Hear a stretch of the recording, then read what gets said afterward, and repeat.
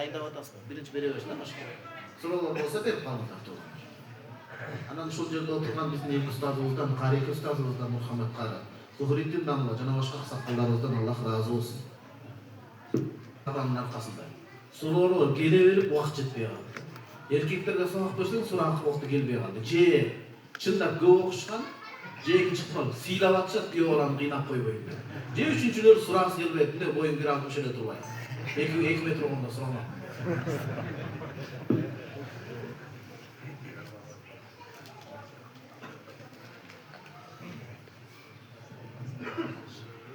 Шейхтеримдин, устаздарымдын уруксаты менен мен адепсиздик кылып атам, эки устазым отуруп алып сыйлап аткан. Эми ушундай адепсиз кылган болуп калыппыз, кечирип коесуздар эми. Ассаламу алейкум устаз дейт. Алейкум ассалам рахматуллахи ва баракатух. Арабызда бир тууганыбыз тамеки насыбай чегет. Зыяны жөнүндө, күнөөсү жөнүндө айтыңызчы. Керек болсо асылып атпайбы, туурабы?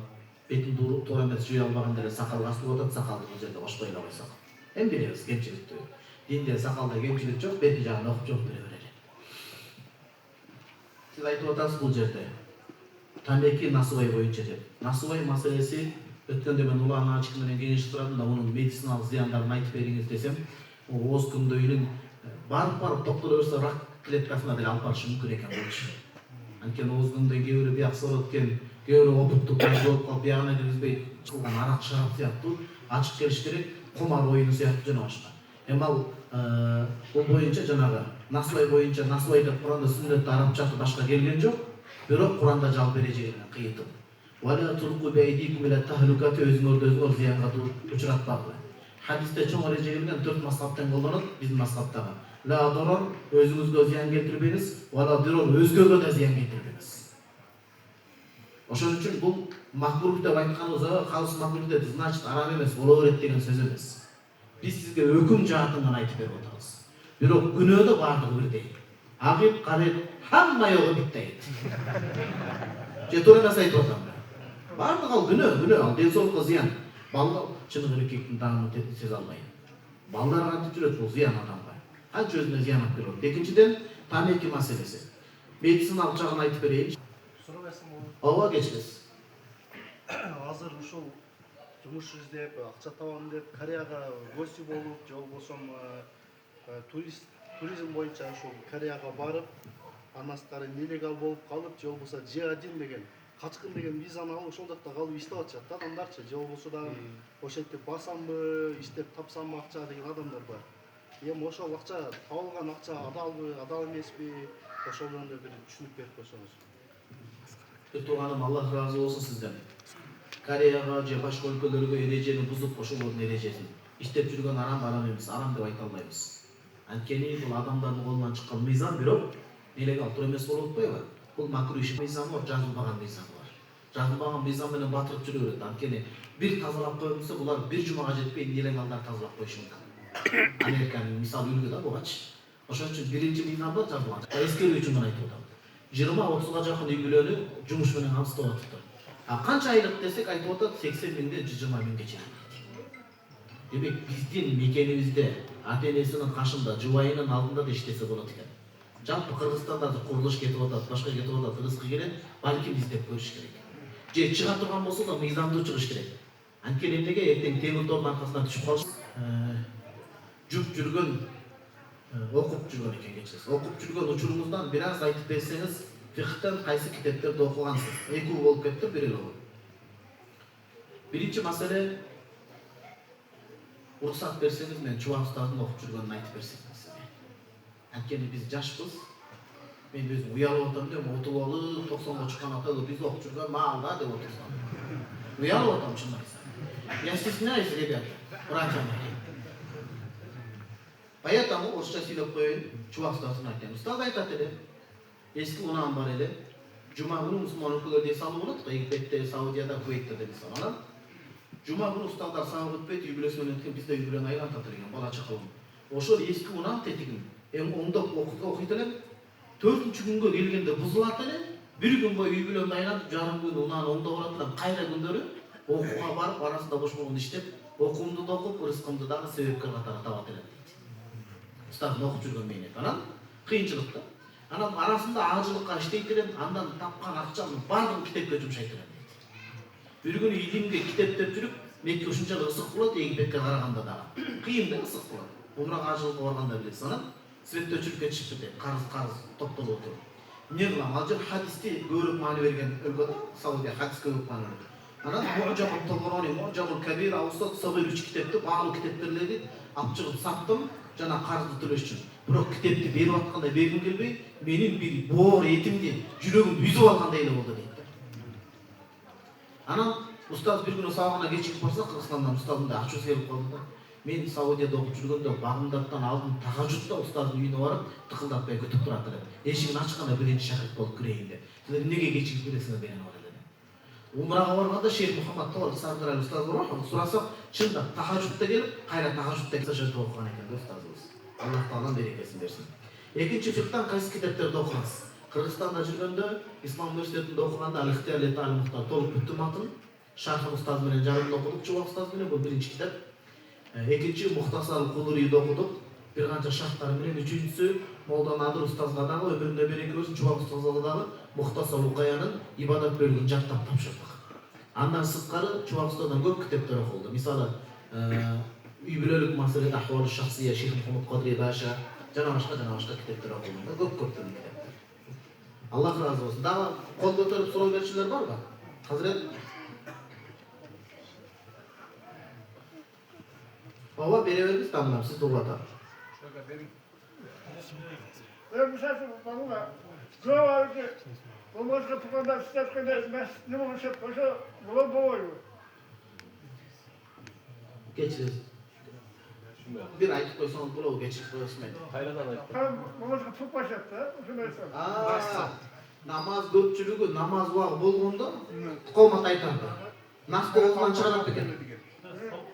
Kayra salp koydu. Orada salp etti. Oğluna salp okuydu. Hazır aranızda da nas çekkenler var mı dep sorabayla koyayım. Kanç surayım, hiç çeket dep aytpayt dep. Kanç surayım. Ulan açkım, siz vıraçsınız, darıydasınız.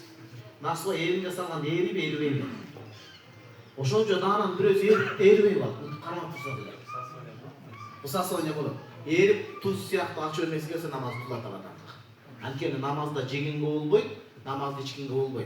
Oğluna sağız salmoqtu, sağıztın tatlı serisi namaz buzuldu. Seygan adap koyup janagıday. Seygana siyahtı nerse oja kim astap koyup mu oğan? Büttü namaz buzatal. Demek oşonçol elesteti salp koysa, tildan da okuval kutu andan keyin eriyin dep kütpöy tal. Aldaro erip ketet. Erip, aşıleke tolup barıp jutunan. Adam mümkün emes turuş. Jutunganda ende büt namaz buzulat. Demek köpçülük adamın nas salып algandığı o ötө ters görünüş. Bul namazı menen Kudайды şıldırдап mazaqlап atat деген сөз. Не кылып аласың деген сөз да. Бул жаман күнөө. Жаман күнөө. Пайгамбарыбыз саллаллаху алейхи айткан. Сарымсак жегендер, честно. Сарымсак жегендер фала яқрабанна мусаллана. Намазыбызга келбесин. Анткени периштелер адамзаты жийиркенген нерседен жийиркенет деген. Бул динди мазактагандык. Ошончо өлүп баратса деген сөздү колдонбой эле коюнчу, мадет менен эле сүйлөшүп.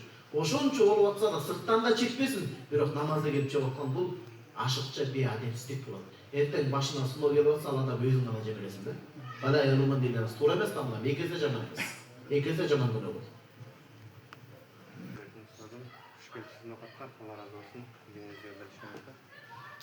Ошол кредит боюнча сурайын деп атам да, мисалы Америкада, мисалы баштанда ошол кредитный история кетип калдырчы, анан машинаны кредитке алынат, мисалы трактор кредитке алынат, же болбосо үйдү кредитке алынат. Ошондой ал жактагы нерсе адалга жатабы, жатпайбы? Ал мусулман мамлекетте эмес болгондо ушул Мунаны да ижарага ала албайсыздар. Каш. Негизи ижарага алса болот. Ижарага эмелер бар, ага депозит берип, ошентип өзүнүн эмелери бар да. Баары бир деле кеш болгондо деле процентке сизди түртөт экен да, депозитиңизди ошого Ошондой сымал болуп калат. Ооба. Бир тууганымыз сурап атат, бул кыргызстандыктарга тиешеси жок, кулак чапырып коюш керек. Жана аялдарды сүннөткө отургузууда бизге тиешеси жок дегендей, бул Америкада жүргөн мусулман бир туугандар, анын катарында биздин жарандар. Барды Америка мамлекети ушундай алардын саясаты бүткүл тармакты кредитке байлап койгон экен да, процентке. Кеш акчалай төлөм кылсаңыз депозитке алыңыз. Жанагындай ижараны процент менен төлөп жүргөндөн көрө, ижараны төлөп ээ болбой калгандан көрө, жана процент менен алып туруп ээ болуп калат да, акырында. Ошол эмне болот дейт. Имам мен өзүм сөзүм эмес, биз муштахид эмеспиз, өз сөзүбүздү тошо турган. Биз мукаллид махбыз. Имам Абу Ханифа рахимахуллах айткан. Мусулман эмес дарул харб. Мусулман эмес, мусулмандар согуш жарыялаган өлкөдө ла риба бейнал муслим ва ал харби. Мусулман менен ошол жердеги адам ортосунда сүткорлук жүрбөйт деген. Алымдар түшүндүрмө берген. Биринчи шарт ошол жердин мыйзамын бузбаса. Ал жер бузуп аткан жок, өзү система ошондой. Экинчи шарт ошол мусулманга пайдалуу болсо деген. Каш накталай берип мамиле кылгандан көрө процент алып берген мусулман үчүн пайдалуу болсо, андай ошол. Үчүнчүсү анын иштеген жумушу такай дарега адилет болсун. Анткени анча-мынча кылыктар иштеп берет алып туруп, жаппай сыртка чыгып кете берет экен да. Көп ошондой бар экен маселе. Ошол 3 шарт менен болсо, имам Абу Ханифа рахимахуллах болот деген. Хадистер бар бир канча далилдер. Ал эми эки шартты башкачы масалалар жок, ал сүткорлук жерге карабайт, бардык жерде арам деген. Демек жыйынтык жооп, колдон келишинче сүткорлуктан алыс болгонго тырышып, такыр эле болбой жыгылып сизди көптөп баратса да айла жок. Ошондо да деп калыс айткан, калыс сөз айткан жок. Имам Абу Ханифанын сөзүн айткан экен деп жыргап жүрбөй, анда астагфирулла деп биз акча отуруп турушубуз керек анан. Бул тагы барбы туугандар? Канчанчы жылкы болосуз десеңиз деле жооп берип коюшун. 90 жылкы болом деп.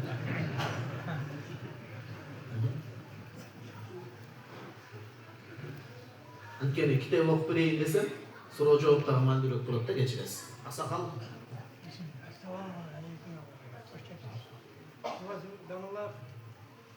Sakal жөнүндө бир сурагым келди.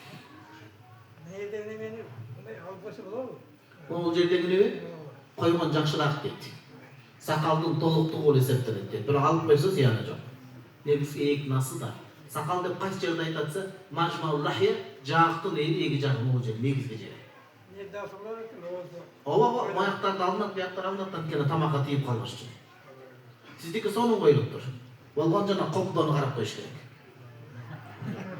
Ата, жо атам торгопту күлбөңүздөр. Сурооңуз бериңиз атадан. Салла жөнүндө сурагым келди. Ооба, селде жөнүндө. Биздин немеде салам аз дейшет. Канчалык сүннөт, канчалык немеси бар? Ата, Алла разы болсун. Шейх Мулла Али Qaри Ханафи селде боюнча атайын китеп жазган эди. Ошол жерде хадис алып берген. Бул китепте де келет. Намаздын сүннөттөрүнүн бири селде менен намаз окуу. Селде менен окулган намаз, селдесиз окулган намазга 70 артык. Анан жөнөкөй учурда алып барып коом үрпатат маселесине таштаган. Мешиттен чыккан учурда. Көпчүлүк коом селдеге көрө турган болсо, мисалы биздин ата-бабалар көндөн да тура үрпатат өзүнүн. Андай болсо мейли. Анан өөн учурай турган жер болсо эпташ керек. Азыр эркиндик заманы карап көрөсүз. Аксакалсыз сизге жарашат аксакал. Өзгөчө намазга келгенде селде менен окуу бул өтө баягындай сүннөт болуп эсептелет да. Селе жөнүндө. Бар жолу дие бериш керек. Илими бар жок. Ал илимдүүлөр гана кийсин деген сөз эмес. Мусулман үммөтүнүн акысы кийген укугу бар анан. Бир аскари алып, аскарда биз аскарда окуйбуз ата. Селде кийип келатса, фатва сурап турушунда. Анан мен алым эмесмин. Фатвага суроого жооп бере албайм. Эмне селде кийип жүрөсүң? Ачып келип, селдесин чечип тийге кийгизип, кана өзүң жооп берчү суроого деген. Ошон үчүн кийген укугу бар. Алла разы болсун. Ушундай нурлуу аксакалдарыбыз бар, береке берсин Аллах таала. Анан сакал болгондо мо бет көстөрбөгүлө. Бул беттин акысы эт бойдон калыш керек. Ал эттин акысы да жеңемден акысы бар. Түшүндүңүзбү? Бул бетте эт турат. Эттен не только жеңемден акысы бар, кызыңыздын акысы бар. Турат ал кичинекей кезде. Анан өткөн сайын билесиз, ал бет неметип калбаш керек. Эгер ошончо койсо анчалык эмес. Мындай анчалык адепсиз болбош керек. Анан сакалдын адебине жетиш керек. Сакал кийген адам сакал койгон адам экесе этият болуш керек. Анан бүгүн баа сакалды мода катары спортсмендер башкасы кое берип, керек болсо баа Ирландиялык Конор Макгрегорду эле кое алган го бирөөсү. Ден соолукка да жакшы. Анан сакалдын диабетин алган болобуз. Кандай дейсиз? Мусулман катары. Энергетика боюнча тамам. Ушуну айтам деп унутуп калдым туугандар. Энергетика маселесинен этият болсо.